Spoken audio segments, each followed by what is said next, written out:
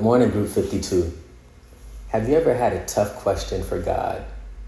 Like, why do the good die young? Why did these terrible things happen to my family members? This is because the existence of God is never the absence of pain, suffering, or poverty. We see this reading through the New Testament. Jesus returns to his hometown, and we see he can do no mighty miracles. His first miracle of turning water into wine. At a wedding, they run out of resources. They experience lack, all while Jesus is nearby.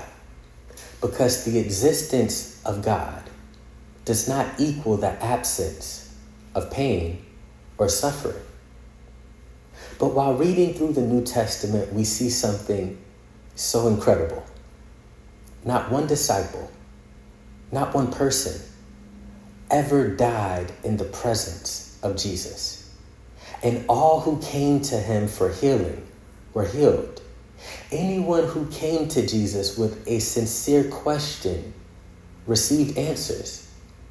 This is because the existence of God does not equal the absence of pain, but the active presence of the person of God, Jesus Christ, in your life is where answers come from. That's where solutions are birthed. Getting to know the person of God, Jesus Christ, will allow the active presence of God in your life. This is where healing takes place. Restoration. Answers for those tough questions that you cannot wrap your mind around. They only come through getting to know and experience the active presence of God, the person of Jesus. So Group 52, I say today, if there's something traumatic you've been through, if there's an experience you can't forgive God for, if there's something that just does not make sense to you, why he would allow it, I can't promise that there's an answer that will comfort you. But what I can tell you is simply knowing God exists will never bring you any closer to where you need to be. Get to know and experience the active presence of God in your life. Get to know the person of God, Jesus Christ.